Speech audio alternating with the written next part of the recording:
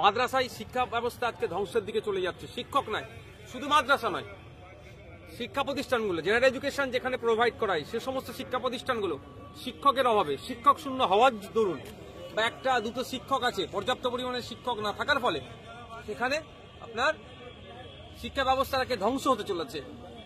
সেটা যাতে উদ্ধার হয়, অর্থাৎ শিক্ষা প্রতিষ্ঠানগুলোতে পর্যাপ্ত পরিমাণে শিক্ষক নিয়োগ করা হয়, তার দাবি নিয়ে। এবং আরো আনুষঙ্গিক দাবি আছে সারা রাজ্য নয় সারা দেশে। দেখুন, মুসলিম হওয়ার শুধু নাম হওয়ার জন্য তাদেরকে পিটিয়ে মারছে, দলিত হওয়ার জন্য পিটিয়ে মারছে, আদিবাসী হওয়ার জন্য পিটিয়ে মারছে, মহিলারাও ছাড় যাচ্ছে না। এই দলিত, আদিবাসী, মুসলমান, পিছিয়ে বর্গ সহ মহিলাদের উপরে যে অত্যাচার হচ্ছে, সেগুলো এই নিপীড়ন হচ্ছে, সেগুলো বন্ধের দাবি নিয়ে আমাদের এই অধিকার সমাবেশ। এবং ওবিসি সার্টিফিকেট আপনারা জানেন যে শুধু রাজ্য সরকারের ব্যর্থতার জন্য, ভুল করার জন্য আজকে হাজার হাজার ওবিসি সার্টিফিকেটধারী যারা আছেন তারা চিন্তায় পড়েছে। এই কদিন আগে দেখলাম আমরা কোর্টের রায় আছে, বিগত দিনে যেগুলো ওবিসি যেগুলো আছে সেগুলোকে মান্যতা দেওয়ার কথা বলছে, সেগুলো মান্যতা না দিয়ে বিভিন্ন রাজ্য সরকারের বিভিন্ন দপ্তরে নিয়োগের ক্ষেত্রেও বা আপনার পড়াশোনার ক্ষেত্রেও, অ্যাডমিশনের ক্ষেত্রেও সেইকে মান্যতা দেওয়া হচ্ছে না।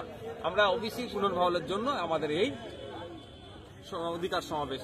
তাই আমাদের যারা কর্মী সমর্থকরা আছেন 12টা থেকেই আমাদের শুরু হবে এবং যথাযথভাবে শহীদ মিনার চত্বরেই আমাদের হচ্ছে।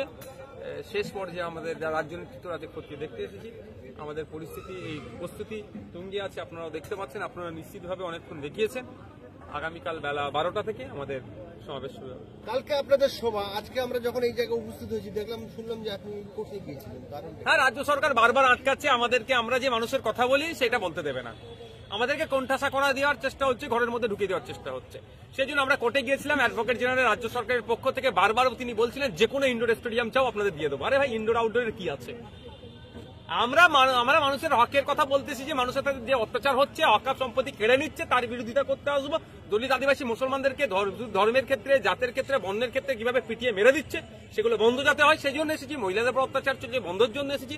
বারবার দেখলাম যে AG sir, advocate general sir বারবার বলছে যে কোনো ইনডোর স্টেডিয়ামে হলে হবে, কিন্তু কলকাতা হাইকোর্টের স্বনামধন্য বিচারপতি মহাশয় তিনি আমাদেরকে রাজ্য সরকারের তার আবেদনকে কর্ণপাত করেননি, আমাদেরকে এই শহীদ মিনার চত্বরে প্রোগ্রামের পারমিশন দিয়েছে এবং আমরা কোর্ট যে নির্দেশনা দিয়েছে তার মধ্যে থেকে আমাদের সুন্দরভাবে প্রোগ্রাম আমরা সম্পূর্ণ করবো।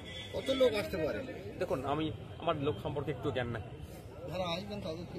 একটা কথাই বলবো যে রাজ্য সরকারের বিগত বছরগুলো থেকে আমরা দেখছি যেভাবে আমাদের প্রোগ্রামগুলোকে বানচাল করার চেষ্টা করে।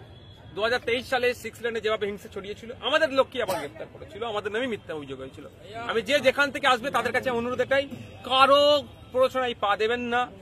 আপনারা যে নির্দিষ্টভাবে ট্রাফিকের যে সিস্টেম আছে সেগুলো মান্যতা দিয়ে আসবেন এবং যে আসবেন তাদের কাছে আমার এটাই অনুরোধ, নিজে ভলেন্টিয়ারি হয়ে যাবেন, নিজে দায়িত্ব নেবেন। আপনি দেখেন যদি আপনার পাশে কেউ অনৈতিক কাজ করছে সেটাকে আপনাকে আটকাতে হবে, তাহলে ভিডিও তুলবেন। আপনাকে কোনো পুলিশ আপনার সাথে যদি খারাপ আচরণ করে, আপনাকে খারাপ আচরণ করতে হবে না, আপনি ভিডিওটা করে রাখুন, প্রয়োজনে ওইগুলো আমরা কোর্টে গিয়ে জমা দেব। কোনো মানুষ যদি আপনার সাথে খারাপ আচরণ করে আপনার আসার পথে, আপনাকে কোনো খারাপ আচরণ করতে হবে না, আপনি তার ভিডিওটা রাখুন, আমরা কোর্টে গিয়ে দেব। আমরা আইন বিচার ব্যবস্থাকে সম্মান দিই এবং ল অ্যান্ড অর্ডার মেনে চলি। যে যেখান থেকে আসবেন বলে করছেন, অনুরোধ এটাই যে আপনারা আইনকে মান্যতা দেবেন, কারো প্ররোচনায় পা দেবেন না, একজন দায়িত্বশীল হিসাবে আসবেন, দায়িত্বশীল হিসাবে ফিরে যাবেন। আপনি এখানে অধিকার সমাবেশ পালন করছেন, কালকে ভাঙড় থানার সাকসার বলে একটা জায়গায় মেলা হচ্ছে, সেখানে জুয়া খেলায় বাধা দিতে গিয়ে পুলিশকে বেধড়ক মারধর করে, লোকেরাই মেরেছে, নেতৃত্বরা অঞ্চলের কিছু নেতৃত্বরাই মেরেছে। শাসক আপনার কি পুলিশ কি ব্যবস্থা গ্রহণ করে দেখি? দুর্ভাগ্যের বিষয়, যত তো খাড়ার কোপ আছে তবে আইএসএফ এর উপরে, বিরোধীদের উপরে, যাদের হয়ে বিরোধীদের উপরে অ্যাকশন চালায় পুলিশে, সেই পুলিশকে শাসকের লোক মারছে। আমি আশা করবো পুলিশ এগুলো দেখে জ্ঞান শিক্ষা নিক, নিরপেক্ষতার সাথে কাজ করুক। এই জুয়া বন্ধের জন্য যদি আমাদের কোনো প্রয়োজন হয়, পুলিশ আমাদেরকে কল দিক, আমরা পুলিশের সাথে স্বার্থে মিলিয়ে সমাজ থেকে এই জুয়া, ওই অন্যায় যেগুলো কাজগুলো চলছে সেগুলোকে আমরা নির্মূল করতে প্রস্তুত আছি। গতকাল স্বাভাবিক ভাঙড় থেকে বলছেন যে আগে ভাঙড় সামলাক, তারপর সামলাক। কেন ওনার কথা বলছে? মুখ্যমন্ত্রীর সাথে যার লড়াই, তেমন একটা উনি এমপি, পূর্ণমস্তানকে দিয়ে ভোট চুরি করে জিতেছে। আমার সাথে লড়াই তো মুখ্যমন্ত্রীর, কার আপনি নাম কথা বলছেন? ওই 42টা এমএলএ, তারপরে একটা মুখ্যমন্ত্রী। সঞ্জয় রায়কে যাবজ্জীবন আমৃত্যু কারাবাস। আর মাদ্রাসায় শিক্ষা ব্যবস্থা আজকে ধ্বংসের দিকে চলে যাচ্ছে। শিক্ষক নয়, শুধু মাদ্রাসা নয়, শিক্ষা প্রতিষ্ঠানগুলো জেনারেল এডুকেশন যেখানে প্রোভাইড করায় সে সমস্ত শিক্ষা প্রতিষ্ঠানগুলো শিক্ষকের অভাবে, শিক্ষক শূন্য হওয়ার দরুন বা একটা দুটো শিক্ষক আছে, পর্যাপ্ত পরিমাণে শিক্ষক না থাকার ফলে সেখানে আপনার শিক্ষা ব্যবস্থাটাকে ধ্বংস হতে চলেছে। সেটা যাতে উদ্ধার হয়, অর্থাৎ শিক্ষা প্রতিষ্ঠানগুলোতে পর্যাপ্ত পরিমাণে শিক্ষক নিয়োগ করা হয় তার দাবি নিয়ে। এবং আরো আনুষঙ্গিক দাবি আছে সারা রাজ্য নয় সারা দেশে। দেখুন, মুসলিম হওয়ার শুধু নাম হওয়ার জন্য তাদেরকে পিটিয়ে মারছে, দলিত হওয়ার জন্য পিটিয়ে মারছে, আদিবাসী হওয়ার জন্য পিটিয়ে মারছে, মহিলারাও ছাড় যাচ্ছে না। এই দলিত, আদিবাসী, মুসলমান, পিছিয়ে বর্গ সহ মহিলাদের উপরে যে অত্যাচার হচ্ছে, সেগুলো এই নিপীড়ন হচ্ছে, সেগুলো বন্ধের দাবি নিয়ে আমাদের এই অধিকার সমাবেশ। এবং ওবিসি সার্টিফিকেট আপনারা জানেন যে শুধু রাজ্য সরকারের ব্যর্থতার জন্য, ভুল করার জন্য আজকে হাজার হাজার ওবিসি সার্টিফিকেটধারী যারা আছেন তারা চিন্তায় পড়েছে। এই কদিন আগে দেখলাম আমরা কোর্টের রায় আছে, বিগত দিনে যেগুলো ওবিসি যেগুলো আছে সেগুলোকে মান্যতা দেওয়ার কথা বলছে, সেগুলো মান্যতা না দিয়ে বিভিন্ন রাজ্য সরকারের বিভিন্ন দপ্তরে নিয়োগের ক্ষেত্রেও বা আপনার পড়াশোনার ক্ষেত্রেও, অ্যাডমিশনের ক্ষেত্রেও সেইকে মান্যতা দেওয়া হচ্ছে না। আমরা ওবিসি পুনর্বহালের জন্য আমাদের এই অধিকার সমাবেশ। তাই আমাদের যারা কর্মী সমর্থকরা আছেন 12টা থেকেই আমাদের শুরু হবে এবং যথাযথভাবে শহীদ মিনার চত্বরেই আমাদের হচ্ছে।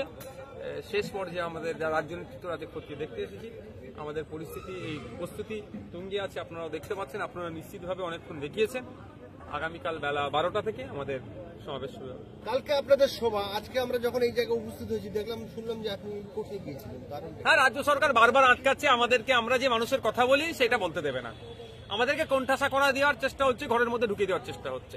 সেই জন্য আমরা কোর্টে গিয়েছিলাম। অ্যাডভোকেট জেনারেল রাজ্য সরকারের পক্ষ থেকে বারবার তিনি বলছিলেন যে কোনো ইনডোর স্টেডিয়াম চাও আপনাদের দিয়ে দেবো। আরে ভাই, ইনডোর আউটডোরের কি আছে? আমরা মানুষের হকের কথা বলতেছি, যে মানুষের যে অত্যাচার হচ্ছে, অকাপ সম্পত্তি কেড়ে নিচ্ছে, তার বিরোধিতা করতে আসবো। দলিত, আদিবাসী, মুসলমানদেরকে ধর্মের ক্ষেত্রে, জাতের ক্ষেত্রে, বর্ণের ক্ষেত্রে কিভাবে পিটিয়ে মেরে দিচ্ছে সেগুলো বন্ধ যাতে হয় সেই জন্য এসেছি। মহিলাদের উপর অত্যাচার চলছে, বন্ধের জন্য এসেছি। বারবার দেখলাম যে AG sir, advocate general sir বারবার বলছে যে কোনো ইনডোর স্টেডিয়ামে হলে হবে, কিন্তু কলকাতা হাইকোর্টের স্বনামধন্য বিচারপতি মহাশয় তিনি আমাদেরকে রাজ্য সরকারের তার আবেদনকে কর্ণপাত করেননি, আমাদেরকে এই শহীদ মিনার চত্বরে প্রোগ্রামের পারমিশন দিয়েছে এবং আমরা কোর্ট যে নির্দেশনা দিয়েছে তার মধ্যে থেকে আমাদের সুন্দরভাবে প্রোগ্রাম আমরা সম্পূর্ণ করবো। কত লোক আসতে পারে? দেখুন, আমার লোক সম্পর্কে একটু জ্ঞান নাই। যারা আসবেন তাদের কি একটা কথাই বলবো যে রাজ্য সরকারের বিগত বছরগুলো থেকে আমরা দেখছি যেভাবে আমাদের প্রোগ্রামগুলোকে বানচাল করার চেষ্টা করে। 2023 সালে 6 লেনে যেভাবে হিংসা ছড়িয়েছিল, আমাদের লোক